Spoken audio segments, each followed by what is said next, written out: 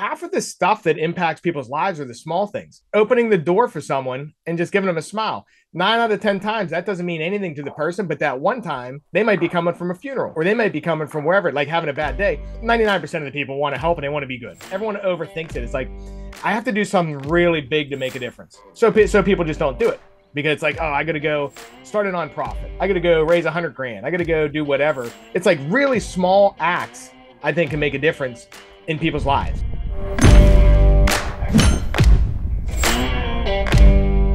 What's going on? This is Brett Snodgrass with another episode of the Iron Deep podcast. Got my good friend Bryan Driscoll on the podcast with me today. What's going on, Bryan?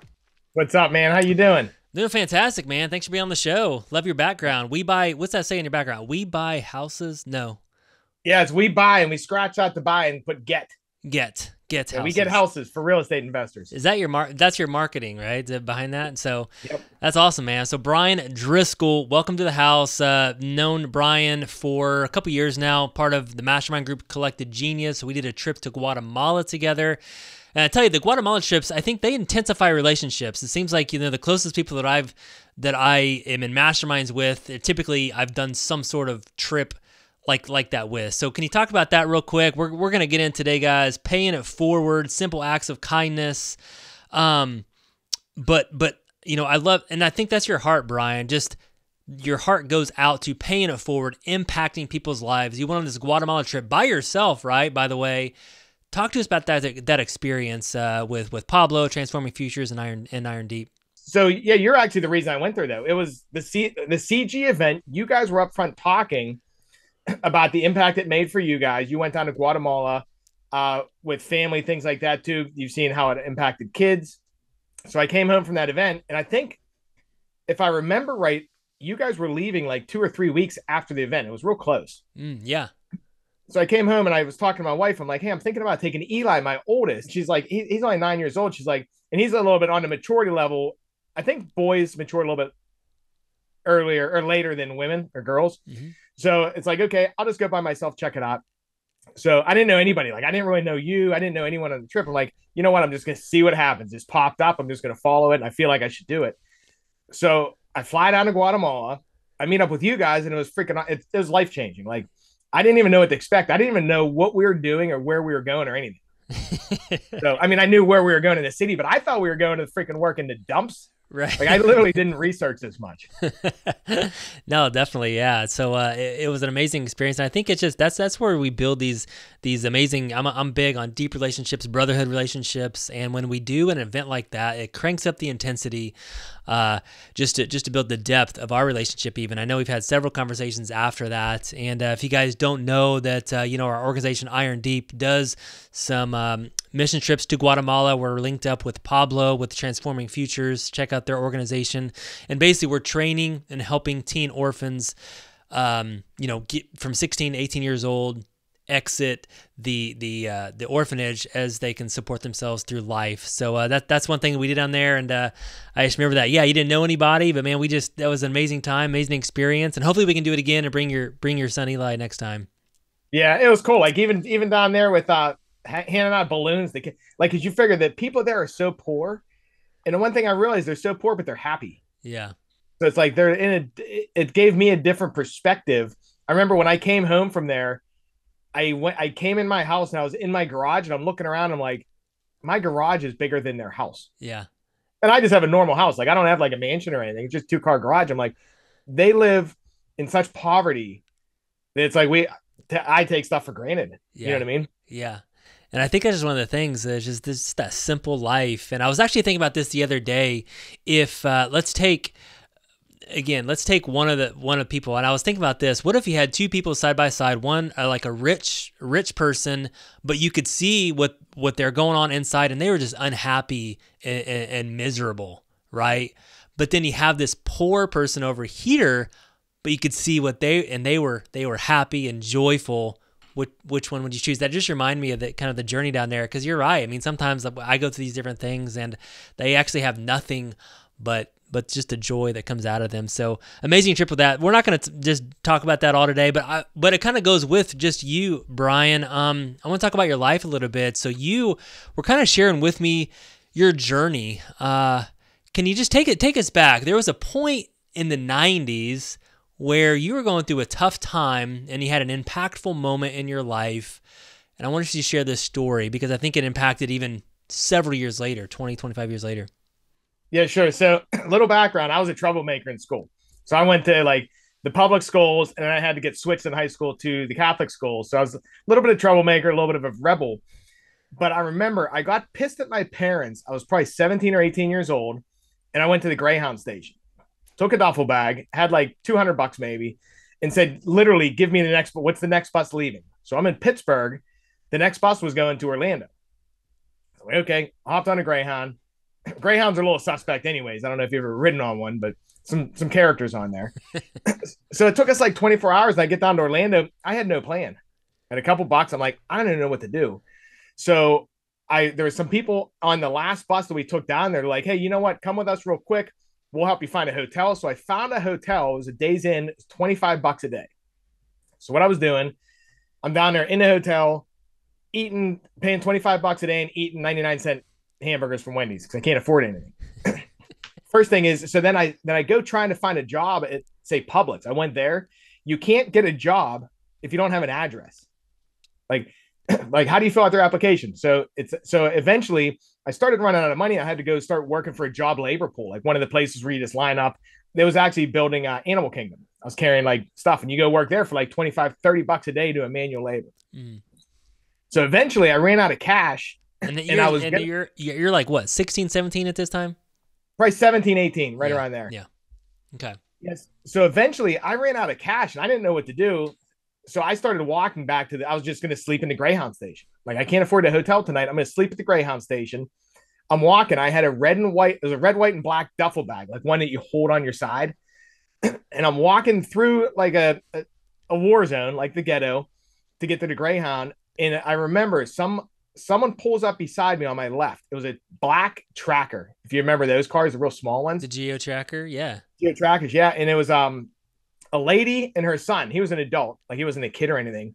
But they looked over at me and were like, "Where are you going? Doesn't look like you belong." And I explained it to them, and they took me to their house and let me stay with them for like a week. Wow. So it's like, you look back at that, who does that? Like my wife would kill me. It's like I enjoy helping people, but even that, like, I don't think I could bring a stranger to my house that I found on the side of the road in a ghetto. Right. You know what I mean? Like, that's, so I'm like, okay. And I didn't think much of it at the time. I'm like, oh boy, this is really nice. They hooked me up. So I stayed with them for like a week. I remember they had this cat. It must be some like real fancy cat.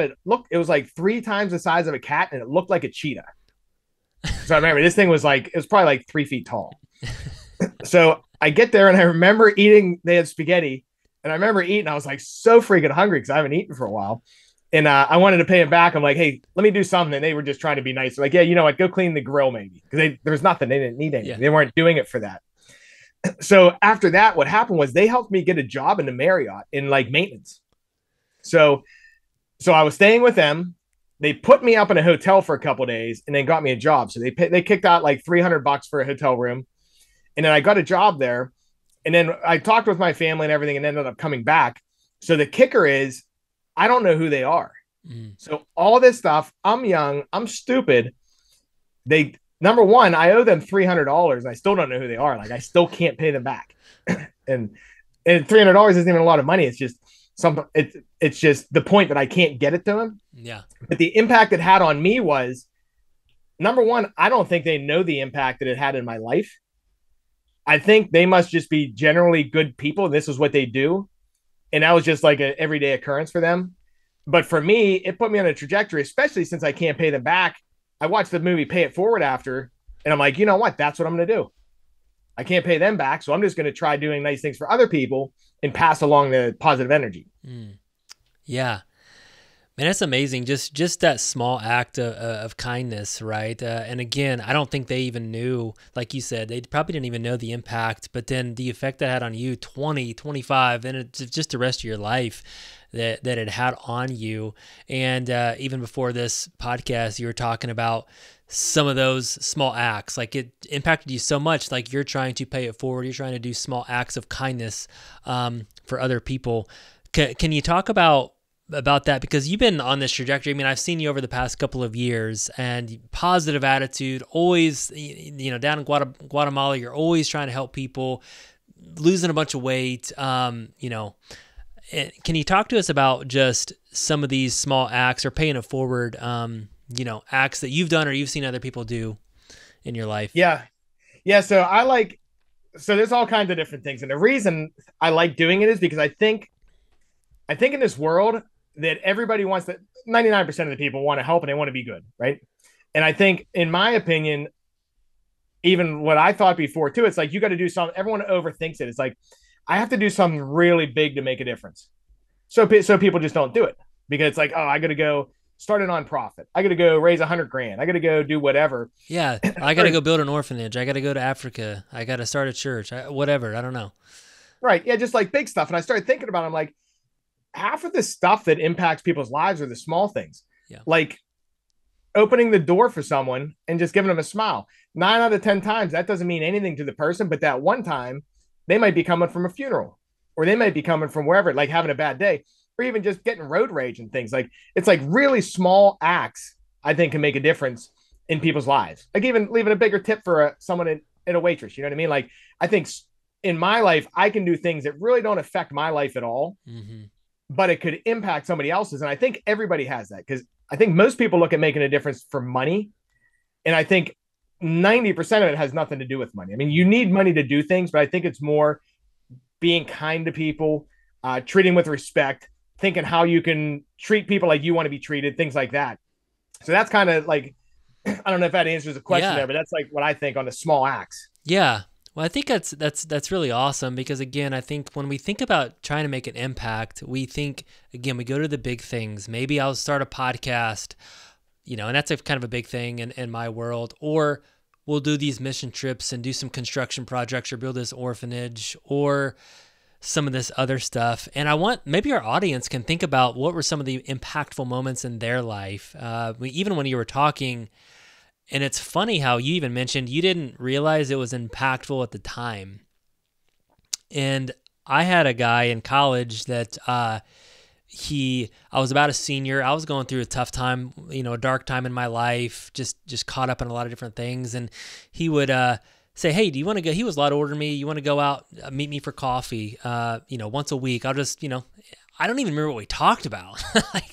I just remember he was kind. He would give me some wisdom. He would just spend some time with me, just, fun. And I didn't realize how impactful that was until like 5-6 years later. And then, that's when I kind of went through, came to faith, and I remembered, man, that was so impactful. And then I did look him up, and now he works for us. That's awesome. But it's so funny, like, just at the time, you don't realize. I didn't realize how impactful it was, and I think you had that moment as well that we don't realize until years later. You've had some other impactful moments, throughout your life that have kind of shifted too. You've talked about this amazing moment with this family that kind of took you in. You've had some other moments that have also shifted trajectory, just made you reflect, made you think. And I think, here at Iron Deep, we're always talking about to reflect on life, to think about life, to what's the meaning of life. So talk to us about some other things that have really impacted you throughout your journey. Yeah, sure. So like I said, I was a troublemaker before in high school. Can you talk about that? Like, just real quick, like, why were you a troublemaker? I mean, was it just, you were just aggressive and I don't know, like, was there something you did, bad childhood? Yeah. What was it? That's a good question. I was never aggressive. Like, I was always a nice kid. I'm not a fighter, like fist fighter, stuff like that. Like, I didn't grow up that way. I was more the guy that I'm like, I don't care. It's like, just because I come from a family, my dad was really strict. So eventually it's just like, I break. It's like, you know what? I don't care about anything. So for example, like my senior year of high school, I skipped like 90 days. Wow. Like I'm just like, you know what? What are you going to do? I'm just not going. So it like came to that point. Man, that's not a that's fun. That's interesting. So what Yeah. can I ask you just real quick just about, because sometimes we have these fatherhood types of shows, but sometimes there's this phrase that go, you can't have correction without connection. Where like, so sometimes as a parent, if we're always correcting, but we're not connecting, was that part of it? You think your parents were strict, but the connection was not there? I'm not really sure. I think it was, yeah, probably not that much connection because it's just like, hey, this is the way it is. And I have a battle now because I'm a father. So it's like, okay, I like how I turned out, and it gives me conflict because it's like, okay, it was really tough. Not necessarily even just that, just things in general. It's like I don't want to make it too easy for my kids because Right. that is important. You know what I mean? Yeah, the healthy struggle. There's Right. a healthiness to it, right? You don't want to make it too easy, too comfortable of life, right? Yeah. And then also you look back too and you're like, I don't even know how to do this game. It's like, okay, I know how I grew up. I don't know the right way. So Right. it's like constantly trying to find a balance of, okay, because to answer your question, yeah, I was real strict. Like I played trumpet and piano. I studied at Carnegie Mellon University when I was in high school for trumpet. So I was really, really good. But I was the kid that's like, you know what? You go practice 2, 3 hours a day, every day, and just be the best. And we don't want to talk about it. And like no social life. So it's like one of those things. It's Mhm. eventually you're just like, you know what? There's no balance and there's no reason why. So just like me, I'm just like, you know what? I'm done. Yeah. And I just started going haywire, just doing whatever I wanted. Wow, that's crazy. That's crazy. So anyway, so you were a rebellious child, right? And I think you still have some of that in you. I mean, I can see it. You got this wildness in you, but you can take that wildness and turn it into a positive by doing some of these kind of other crazy things that, that you're talking about. So talk to us about some of these other impactful moments. Right. So another impactful moment, more on the, I don't know if necessarily negative, but it was a big impact in my life. Like I said, I got into, when I was about 20 years old, I started making a lot of money at the time. I was 20 years old, making over 6 digits. I was one of the top sales reps at Comcast. So I'm making bank, and then every night we're going to party. It's like I'd be ordering limos. We're just going buying beers because I was making 20 years old. Most of my friends didn't have cash, so I was just You're watching throwing the it. rap videos and just trying to do what they did. Exactly. And then, so what we would do is we just go out and party all the time, and everything was fine. I'd get arrested for stupid stuff like peeing in public or whatever. And then one night we came home. It was like 1:32 in the morning, and I had an assault rifle. So one of my buddies knew how to use an assault rifle. Was like, I'm like, hey, how's this thing work? He's like, let's go shoot out streetlights. So we went out. I was in a passenger seat shooting out streetlights, and he was taking something that was called mini thins. It was like an over-the-counter asthma medication, Hmm. but he overdosed while driving the car that night. And like that, and then I pushed him in the passenger seat, took off. It was like a big thing because they didn't know if I did something wrong or what the situation was.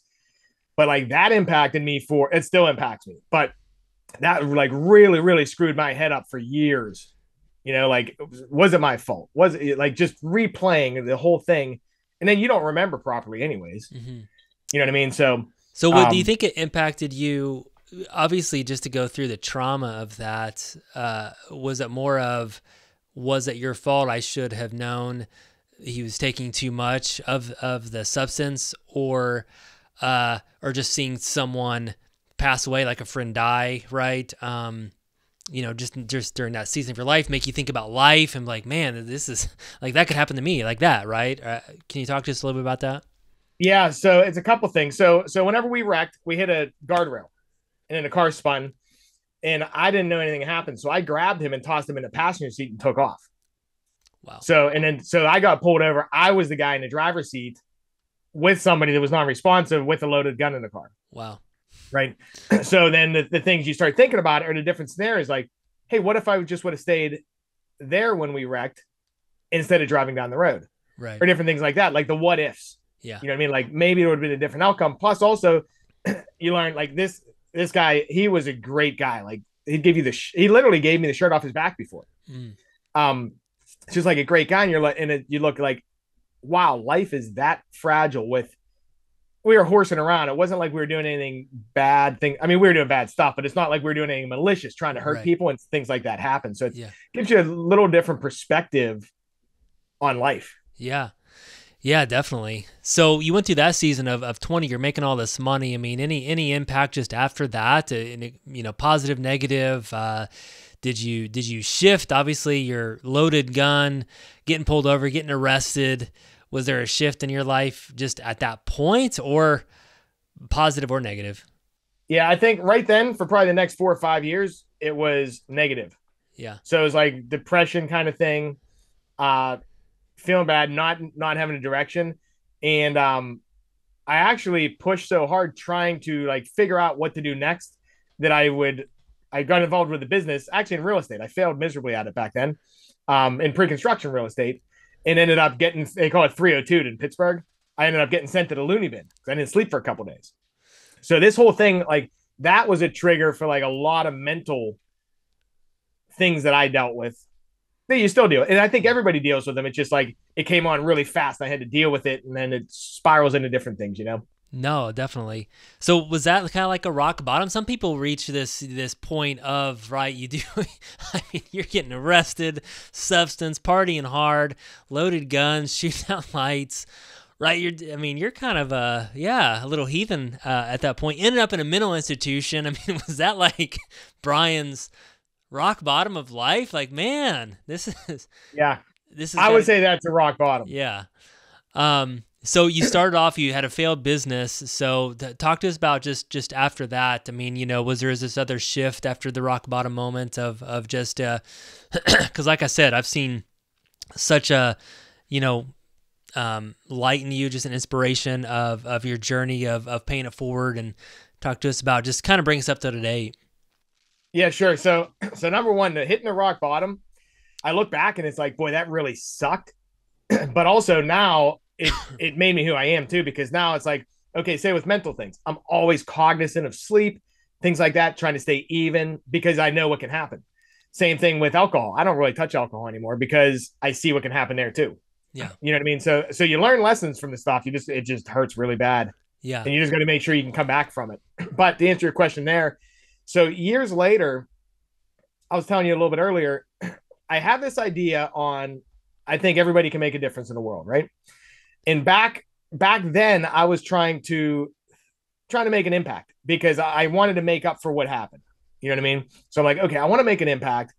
And some lady helped me. I don't know who she is. And I was going about it, but I think it was premature. I wasn't ready yet. So someone told me back in the day, they're like, you know what? You need to go make some money first and come back and revisit this, because then you can make an impact. It's hard to make an impact when you can't feed yourself. But while I was doing that, I had an idea, and I was borderline. I'm like, is this a crazy idea or legit? And what I wanted to see if you could take one action and multiply it like the Pay It Forward movie does, right? Like the Pay It Forward is basically, for anyone who doesn't know, I'll do you a favor. I don't want you to pay me back. I want you to go do a favor in the future. When you find somebody with need, go help a couple people out and pay it back that way. Right. So what I did was I went on a Craigslist and I picked a random city, and it was Chicago.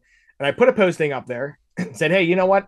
I want to come to your city and help somebody out. The only thing I want in return is for you to pay it forward to a couple people. I don't want paid. I don't want anything. So I got blown up with emails. A lot of like spammy stuff, but there were some legit people too. So did you put an ad on Craigslist? Like, what was that? Yeah, it wasn't a paid ad like Craigslist. You can just post stuff up. So you posted and said, I want to help someone in this city, and I want you to pay it forward. And then people started contacting you. Yep. Yeah. So I probably put it in the free section or something. Yeah. So I had one guy hit me up. He couldn't afford a car battery. One guy hit me up. They needed, or actually it was a girl. She needed help taking a swing set down and just loading it into the truck because she didn't have any help. And it was for her son. It was a free swing set she was getting. Another guy needed help just tearing out a bathroom. He was trying to help someone out. So it's just like random stuff. Yeah, you'd never think about it. You know what I mean? It's like, and these are like really legit, where you could go and you can actually help someone. It wasn't like, oh, I need $50. I mean, some of them had money to do with it, but a lot of it was just your time and willingness to help. I mean, yeah, that's crazy. Just some random things. It's like totally random. So I'm like, okay, I can get, and it wasn't like a ton either. The guy just needed help, got in the bathroom for a couple hours. Yeah. It's not like I went and remodeled the bathroom with him. He just needed an extra hand. Yeah. So it was kind of cool. So I went up there and I documented this on a old camcorder, right? And I came back I edited it up. It's horribly edited. It's 2009 video type of stuff. But what I did was I just wanted to see, okay, can I document this? I put it on YouTube just to see what would happen because I'm wondering if I did this, can a message like that inspire other people at scale? Yeah. Like, can you help? Can something like that be the snowball? And interesting enough, I started getting hit up by media all over the place. Really? So like the Windy Citizen, Pittsburgh. I was on the front page of the Post Gazette like 2 days in a row here in Pittsburgh. But like it was on CNBC, like all these different news channels, or not channels, but the papers. It was in the Huffington Post because they were pretty popular back then. And the whole thing that I had that they were hitting me up, and most of them, half of them didn't write the story because I told them I said you have to keep me anonymous. Like I do not want my name tied to this. Mm-hmm. And one of them's like, okay, I think I can tell the story without putting your name in it.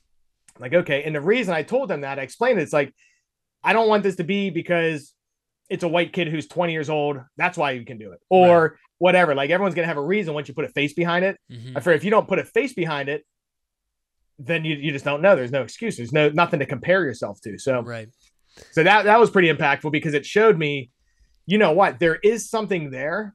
I don't know what it is yet. Like I still am wrapping my head around it, but there's something there that you can put positive things out there and have them compound. Yeah. No, I love that. And I love that you're talking about just staying anonymous. I mean, obviously that's a biblical too. Just don't let your left hand know what your right hand's doing. There was a sign I think President Ronald Reagan would have, and it said something like, you can accomplish anything in this world if you don't care who gets the credit. But there's something inside of us as humans, because what you did is very simple. Just helping people out, just going and helping rip out a bathroom, put in a swing set, just something simple with random strangers. And they didn't have other people that was willing to do that. So they called someone off of Craigslist, and it got media attention and people took notice because it was different and unique. And I guess my question is like, that's just small acts. That's just, it's not this big old thing, but it got so much attention because no one does it, I guess, right? It's just a random thing. And I want to just talk to you about that. Talk about your heart about, our audience, that anyone can do this. Anyone can do these small acts that really are impactful. You don't have to do these big things, and remaining anonymous, right? Because I think human nature, that's like hard to do, because I think deep down you're like, oh, I hope people find out that it was me. Right. So they can say something about it. Right. And and on an anonymous thing, it's like a double-edged sword. Like I published a book about this all too. It was anonymously done. I published it under pseudonym. And what I found was it's like, okay, not putting a name behind something is really, really hard to get traction. Like, cause I was talking to some big reporters, a lot of them wouldn't write the story just because they need a name. And same thing, like you can't really push a book without somebody behind it. So it's like, okay, I don't want to be known. I don't want anything to do it. But then it's like, sometimes it's like, okay, do you need to, like, to get something to happen, there has to be someone out there too. Mm-hmm. Yeah. So it's like a constant battle there. I just figure, like, give without remembering. Like, I always heard that phrase. It's like, you just give, you just do it because you do it. You don't need, the person doesn't even know where it came from or anything. You don't even need to be involved. And that's like being genuine. Yeah. With no ulterior motives. You know what I mean? Yeah. No, I love that. That's amazing. And I think this episode really is just about that small acts, those impactful moments. And we've heard some of your story, Bryan, just from, starting off with that lady who you never knew, taking you into her home, to doing these small acts in the city. And then now let's just talk about today, right? I mean, you're kind of on this journey. I want to talk a little bit about, you're in a digital marketing space, you're in the real estate space. A lot of real estate investors are out here, and we're not really going to get into that today, guys. But I think I want to talk about you evaluating your life, and you spend time on that, because right before this call, you did an energy assessment where, like, you're looking at your activities and things that give you energy versus things that diminish your energy. And that's a hard thing, because I see more and more people, they don't stop, they don't pause, they don't reflect on their life, they don't do any of these exercises that could help them. But how often do you do these types of things? How often maybe do you pause to be intentional with some of these different things in your life. Maybe talk to us even about this energy assessment. Yeah, sure. So the energy audit is basically you have two columns on a Google sheet or a piece of paper. One column is tasks and things you do that give you energy. The other column is tasks and things that drain your energy. So, for example, doing a podcast, this gives me energy. I enjoy doing this kind of stuff. Doing my books, I'm good at it, but I don't like doing it. It's like it's funny. I've had a podcast today, and I've had a meeting with my bookkeeper. Right. I can tell you which one drains my energy. Right. So it's like, and everyone's energy. The funny thing is too, the stuff that drains my energy is what gives other people energy. Right. Like there's somebody out there that's exact opposite of me that loves doing books. So what we do is we section them, and it helps you evaluate. It's like, I know that I enjoy building things. I enjoy helping people. I enjoy teaching things. But once it gets done, I hate managing it. So it's like, I was telling you before, the analogy, I want to take the ball up the hill like a snowball. I want to push it, but I want to be done. Like, I want to build it. I want to build everything, make it real cool, make the processes, stuff like that. But then I don't want to be involved in the nitty gritty. That drives me freaking nuts. Yeah. So I look at things like that just because then you can prioritize your day and be like, okay, let's do less of what I don't like and find someone else to do that. Let's do more of what I do like because I'm going to do better at it because I enjoy it. It's a way better life for me because I'm doing things that I enjoy versus just doing work. And I think it's just that overall, it just helps overall. And especially like you can even look at things like what's your purpose, things like that too. It's like, okay, let's think it through and think, okay, what do I need to do now? And let's think in 10 years. Like, do you still want to be doing real estate or do you want to be doing something to make an impact? Or like everyone's different. You just think it through though, and then you have a plan. Yeah. Yeah. No, I love it. And it's just a very simple exercise. Again, we're just talking about simple, impactful moments. We talked about working for other people, but also just working those simple, impactful moments for yourself, just doing some of these exercises. And you're not going to get rid of everything right off the bat. And you can't just wipe the one stuff that doesn't give you energy clean and say, oh, I'm not going to do any of that anymore. Because then you'll kind of run into a disaster. But it's just those simple exercises. And then can you remove one? Is there something that like maybe you went through this exercise that you realize some of these things? Was there something that you say, okay, I got to remove this from my business, from my life, right? Because sometimes we do this stuff with our business, but then we don't even do it with our life. Yeah, you know what? So a couple things. I just redid this a couple weeks ago. Number one, I've removed Slack from my phone. Just because it stresses me out at nighttime. I always have like a constant urge to look at my phone because the team's messaging. So say, you know what? My goal is to be present with the family. So I'm not just going to stick my phone in a drawer, but I'm going to remove the app from my phone and only be on Slack when I'm in front of the computer. You know what I mean? Mm-hmm. So things like that. Or I hate doing payroll. It's easy. You just go and press a button, but I delegated that to somebody else. Right. It's like, okay, that's easy. Now I never have to think about it again. Yeah. So it's like you can do small things or you can remove things that are distraction depending on what your goals are. Yeah. Yeah, I like that. I was with a coach the other day, and he was talking about business owners being present with their families and how do they do that within these certain hours of time. Typically, it's dinner to like bedtime, right? And their advice was that they leave their phone. They left their phone like in the car and their laptop in the car. They didn't even take it in with them because they said even if it's in the same room, they're tempted to get on it and start working, right? And he was talking about how many of you have been with your family, took your phone into the bathroom or laptop, and were just worked in the bathroom. Yep. I'm sure that we've all done that. So those are just like little tips too, because it's not just the time, but it's the energy. It's the energy of the thinking about, oh, I wonder if they're messaging me. I get that ding. We use Voxer. I just got a couple of dings before this call. I'm like, oh, I wonder what they're looking at. The thing is, if you look back at it, I always figure in 5 years, am I going to look back at this message and be like, yeah, that was a life-changing thing? It's like, no, it's a Slack message. Yeah. But being there for your kids, that's important. Yeah. No, amen. That's awesome. Well, we've talked about just kind of simple impact moments. Anything like in your business, you got an amazing business, digital marketing. You get motivated leads for real estate guys like myself. Anything that you do maybe for your business or for your team that's just impactful, that maybe it's a little bit different, a little bit unique. And again, sometimes we think about we got to do these big things, but any small things that you've done, and it doesn't have to be money incentives or anything like that. So, you know what? There's a really cool. So I got this guy named Paul who works with me, right? Like a big freaking teddy bear. You just love the guy. So we created in our back to Slack. We're all remote. So we created a Slack channel called Health, just a health channel. Because everyone's remote, we're trying to build culture, things like that. So what we did is I'll go ride my bike and I'll record it or whatever, drop it in there. Some of the guys are really in shape. They drop stuff in there. Paul in our calls keeps saying, dude, I keep seeing this stuff. I want to get in shape. So I'm like, okay, well, if you say it, let's do it. Like, what's your day? So I make him a little accountable. But by putting that in there, just yesterday, he put in a video. First video was introducing us to his bike for like a minute. And then the second video is him out there huffing it on his bike.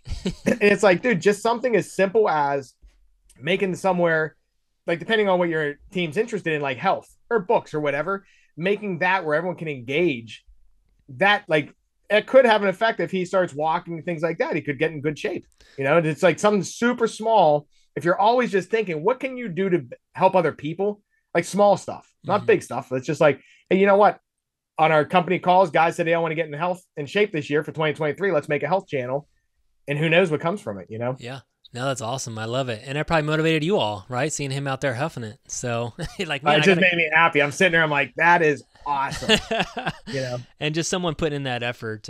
That's awesome. Last question, I think, is really just that legacy question. I mean, obviously you're building this business, paying it forward, making an impact in people's lives. Obviously you're a big family man. I know even when you went to Guatemala, you said you don't really travel a lot without your family. It takes you a lot to pull you away from your family. It has to be really important for that to do that. So can you talk to us about just the next 5-10 years of your life, legacies talk, anything that you're looking at, that you're looking forward to making an impact on? Yeah. So my next thing, so number one, I'm going to continue in the digital marketing space to be financially free. I'm already pretty good, but I want to create wealth that I can do whatever I want. And my main purpose is, I don't know what it is yet, but it's going to be along the lines of trying to inspire others with a small act to make a big difference. So like the same thing that I did in Craigslist, I think now, number one, I have the money and I have the knowledge on how to get messages out. It's going to be around that. I don't know what it is yet. I'm still waiting. Like I figured that's one of the things that's just like, when the time's right, the opportunity is going to pop in my head and then I can take action. So I know 80% of what I'm going to be doing, and it's going to be something really impactful, not financially impactful really. And I'm going to self-fund it. So it's going to be like one of those things that you just do versus having all these different people involved telling you what to do. You know what I mean? But it's not going to be a nonprofit. It's not going to be any of that kind of stuff. The whole purpose is just going to be to try to help other people, put positive energy out there in the world. Like just do good work. Amen, man. I love that. Well, I would love to see and just be a part of anything. I love what you're doing. And I know we didn't get a chance to talk about your business, but guys out there, make sure you check out, what's the best website if someone's interested in motivated leads? Obviously, we got a lot of real estate guys on here. Yeah, sure. Just motivatedleads.com. Okay. Awesome. MotivatedLeads.com. So Bryan, it's been a blast, man. Thanks for being on the R&D podcast. So small acts of kindness, guys. Go out there and make a difference, make an impact in someone's life. It doesn't have to be this big, build an orphanage in a third world country. It could be that smile. They open up the door. It could be paying for the Starbucks behind you. It could be, putting in a swing set in the back of the pickup. So thanks so much, Bryan, for being on the podcast today. See you guys next time. Thanks, man. Appreciate you.